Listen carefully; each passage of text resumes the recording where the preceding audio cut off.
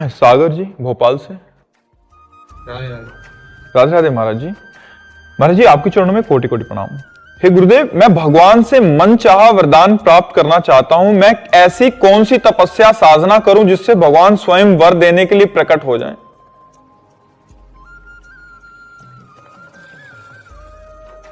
बड़ी अच्छी बात है। अर्थार्थी भी भक्त कहे गए हैं, भगवान ने कहा है। पहली बात तो ब्रह्मचर्य से रहो, दूसरी बात पवित्र आहार करो, वो भी अल्पाहार जिससे प्राण पोषण हो जाए, और निरंतर नाम जप करो, जो चाहोगे हो जाएगा। किसी की निंदा न करो, किसी की निंदा मत सुनो, अल्पाहार करो और ब्रह्मचर्य से रहो और निरंतर नाम जप करो। करके देखो, जो चाहोगे प्राप्त हो जाएगा। लेकिन खिलवाड़ नहीं कर पाना, कर लो। भगवान को साक्षात्कार करना खिलवाड़ नहीं, करके दिखाओ। ब्रह्मचर्य किसी भी तरह से खंडित नहीं होना चाहिए, वाणी में मौन, किसी की निंदा स्तुति नहीं होनी चाहिए, और निरंतर नाम जप और अल्पाहार भगवान की शरण में होके करो। मनुष्य शरीर मिला है, बहुत अच्छी बात है, बहुत अच्छी बात है, लगो ऐसा, ठीक है। निरंतर नाम जप करो, अल्पाहार करो, संयम से रहो, तब आप आगे बढ़ पाओगे परमात्मा। कितने दिन लगेंगे? जब तक भगवान न प्रकट हो। वो तो तुम्हारे पहले पाप नष्ट होंगे, हृदय पवित्र होगा। आप कितने जन्मों का कितना पाप का हिसाब है, वो तो जपते रहो। जब तुम्हारा पाप नष्ट हो जाएगा तब प्रकाशित हो जाएंगे भगवान। जब तक भगवान न प्रकट हो तब तक करते रहो, निरंतर नाम जप करते हो। जन्म जन्म मुनि यतन करा ही तुम्हें, तो एक ही जन्म की बात है। तो जन्म जन्म मुनि लोग यतन करते हैं, तब उस परमात्मा तत्व को प्राप्त कर पाते हैं। करो ऐसा, ठीक है। महाराज जी इन्होंने लिखा मन चाहा वरदान, तो मन ही मर गया तब तो फिर मन ही मर गया तो नहीं। जैसे ध्रुव जी ने अटल पदवी की चाह की तो भगवान ने अटल पदवी दी, उनको अटल पदवी दी। तो अगर चाह करके चलोगे तो भगवान चाह पूरी, वो चाह तुम्हारी बनी रहेगी जब तक जब भगवान मिलेंगे तब वो चाह नष्ट हो जाएगी, तो भगवान उसे पूरी कर देंगे नष्ट होने पर भी। हाँ, पूरी कर देंगे।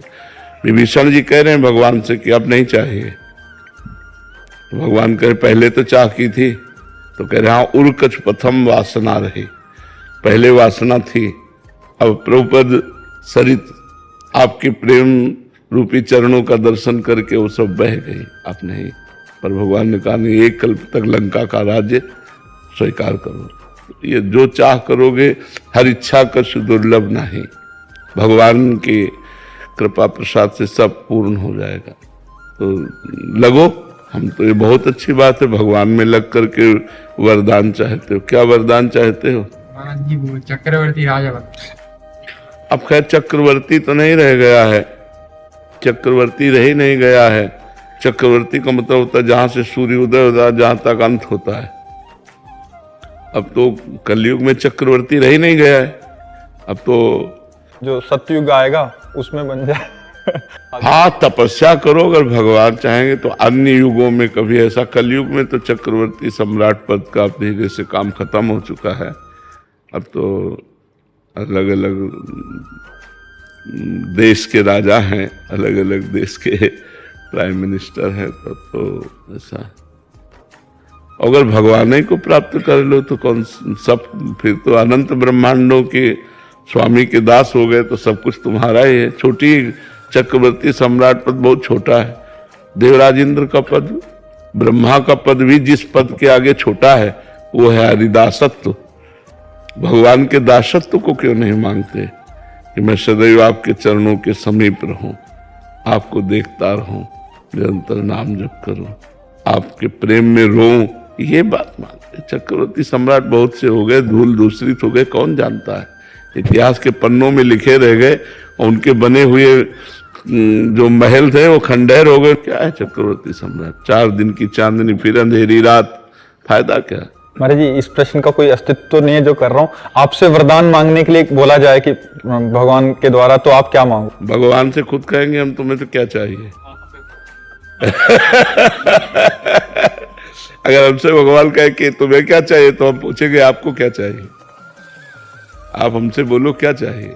क्योंकि मैं आपका सेवक हूं। आप आज्ञा कीजिए, आपको क्या चाहिए? आपके नाम के बल से आपको आशीर्वाद देने की सामर्थ है। आपके नाम के बल से आपको आशीर्वाद देने की सामर्थ है।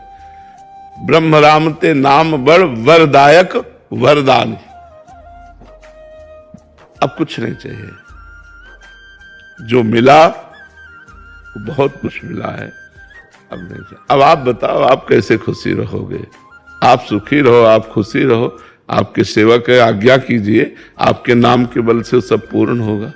तो हम लोग तो श्री जी को आशीर्वाद देते हैं, प्रिया प्रीतम को आशीर्वाद देते हैं, तो क्या चाहिए उनसे? खेलो कूदो, आनंदित रहो, बस ऐसे ही मुस्कुराते रहो, ऐसे ही रहो, खुश रहो, आनंदित रहो, बस आप प्रसन्न रहो। कोई लौकिक इच्छा नहीं रह गई हमारी। ये झूठे, ये सब झूठे सिक्के हैं। यहाँ क्या सच्चा है? क्या सच्चा है?